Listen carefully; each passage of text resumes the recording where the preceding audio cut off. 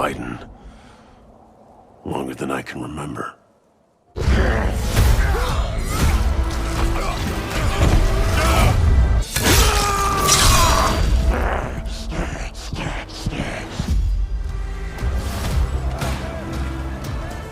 I'd like to say I'm not a violent man,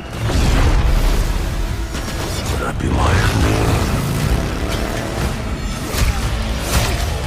Doesn't matter where I go, how far I run.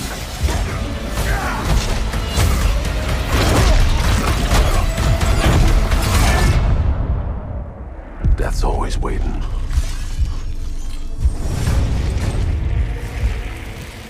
Just not for me.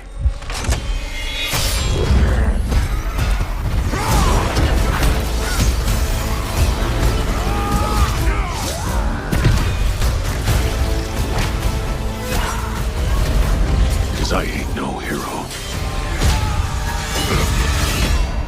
I'm Wolverine.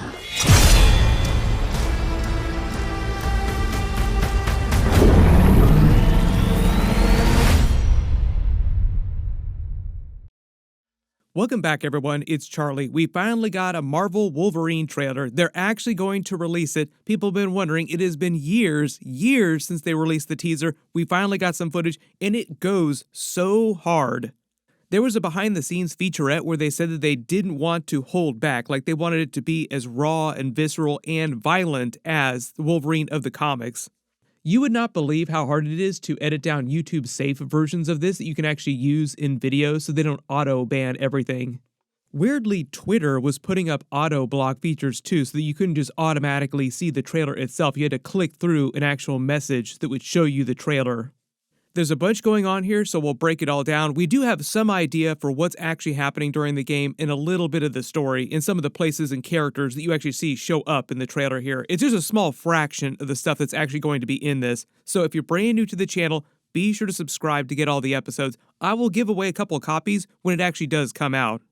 When they say fall 2026, they're basically talking this time, like towards the end of next year, September, October, November range. If you didn't see the behind-the-scenes featurette, they actually cast Liam McIntyre, Mirror Master from The Flash, another Aussie like Hugh Jackman, to play Wolverine during this. Fans out there know what Wolverine is, who he is.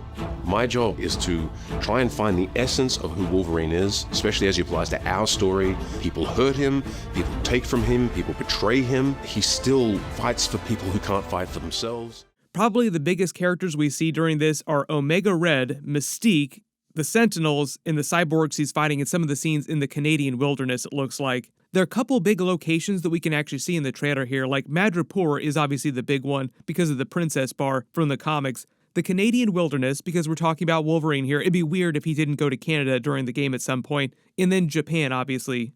That also makes you wonder if he's going to be fighting Silver Samurai at some point during this. There's going to be way more. This is just meant to be like early days, first big trailer where they actually show you some of the actual game, some of the actual story. So if you didn't notice, this is Insomniac Games, the same people that make the Marvel Spider-Man games. They're also currently working on the Spider-Man 3 game right now. There'll probably be other games inside that Spider-Man universe. Maybe eventually we'll see an Insomniac Marvel universe where all the characters will cross over. We'll see. Maybe there'll be some Easter eggs in the background.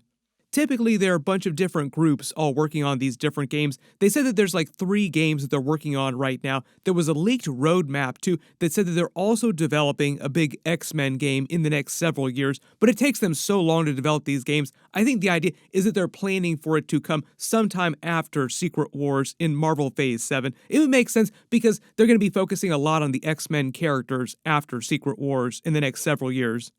Wolverine, naturally one of the most popular characters, probably why they selected him, and it's been so long since we've actually had a Wolverine solo game. I think Wolverine Origins, when Hugh Jackman did that movie, is the last time we actually saw a legit solo Wolverine game.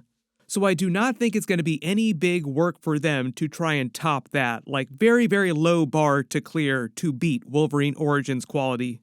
Most people, I think, will come into this just thinking about the Marvel Spider-Man games because they have been so solid. But one of the key differences, I think, is in the actual structure of the game itself. Like, I don't think it's going to be exactly like the Marvel Spider-Man games.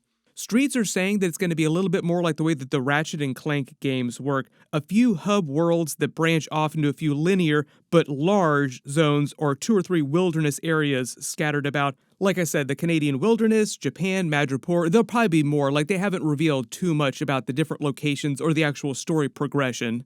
They're keeping a lot of secrets about some of the other big characters, but probably a lot of other big X-Men characters. Like there's a rumor that Jean Grey is supposed to be in this. It would make sense if you're doing a big Wolverine game. Jean Grey is so important to his character. It would be weird if she weren't featured in some way in this. Also, we have Mystique, Omega Red, so they're already a bunch of big X-Men comic book characters. Easy, pal.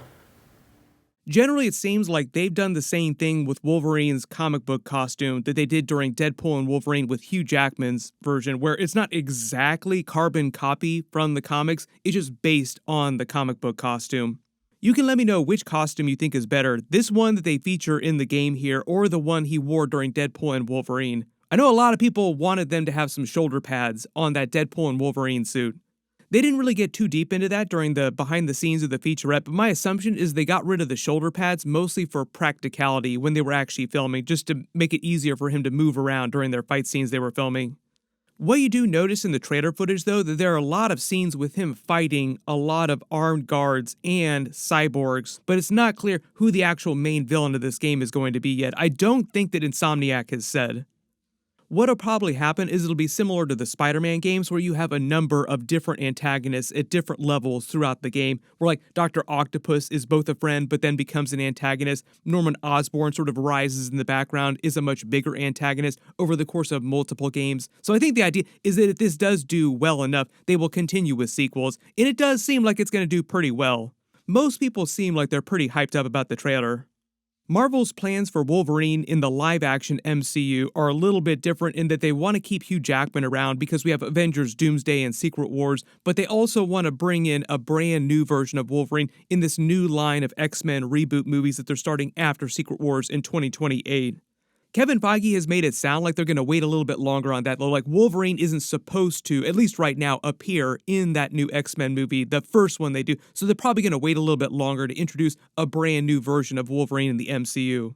Probably the biggest reason for this is what happened with the Fox X-Men movies. Basically, Hugh Jackman's Wolverine slowly took over the plots of those movies, so the team itself kind of got pushed into the background on a story level, and that's what Kevin Feige said he wanted to avoid with the new version of X-Men. It's also why during X-Men 97 Season 1, which is basically like Season 6 of the original X-Men the animated series, is they said that they pushed Wolverine to the background in Season 1 of that story, and you didn't see quite as much of his character, like he wasn't quite as prominent because they wanted to focus on the team over Wolverine, but there'd be more Wolverine obviously in future seasons.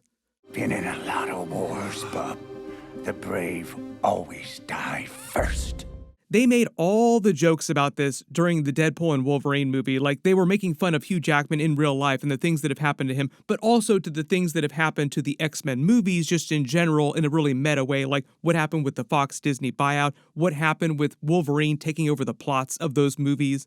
This is also one of the reasons why they said the X-Men 97 did a good job to redeem Cyclops as a really cool character. That was why you started seeing all the Cyclops memes when Season 1 came out a little while ago. Fun fact too, if you were a big fan of X-Men 97 Season 1, Marvel actually just said that they're working to get to the point where they can release X-Men 97 seasons every single year. They didn't say how many years, but they implied that it would be more than 3 seasons. You can kind of see the direction that things are moving with Marvel, both in the games, in real life, like in the movies, in the TV shows, just slowly moving towards more of an X-Men pivot, mutants, just more of those characters, brand new, fresh stuff that they haven't done in the traditional MCU in the same way because they didn't really have access to those characters before.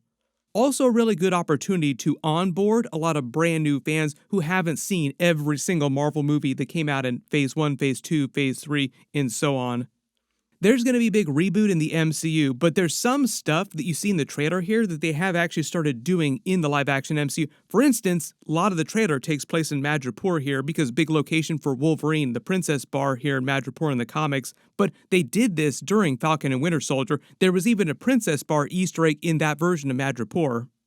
Long before Marvel confirmed that they were going to do a soft reboot after Avengers Secret Wars, there were a lot of theories about how they would roll in X-Men characters and Wolverine with all the Easter eggs they were introducing. Like, how are they going to explain X-Men showing up if they weren't at the Battle of Avengers Endgame? Now, the simple answer to that is soft reboot, where they basically just combine and edit, quote unquote, behind the scenes, a bunch of universes when they remake the multiverse like they did during Jonathan Hickman's Secret Wars run. They just have little Franklin Richards use his powers to make a couple minor edits when they remake the MCU version of Earth, the 616 universe, and going forward in Marvel Phase 7, it just more closely resembles the comic book 616 universe, where all the different characters, X-Men, Fantastic Four, the Avengers, have all always existed together going back in history, and nobody thinks that it's weird that they're all running around together on the same world. This was actually specifically why Matt Shakman, the director of the Fantastic Four movie, said that he set that movie in an alternate universe, the 828 universe, so that he wouldn't have to explain why the Fantastic Four weren't around during the final battle in Avengers Endgame.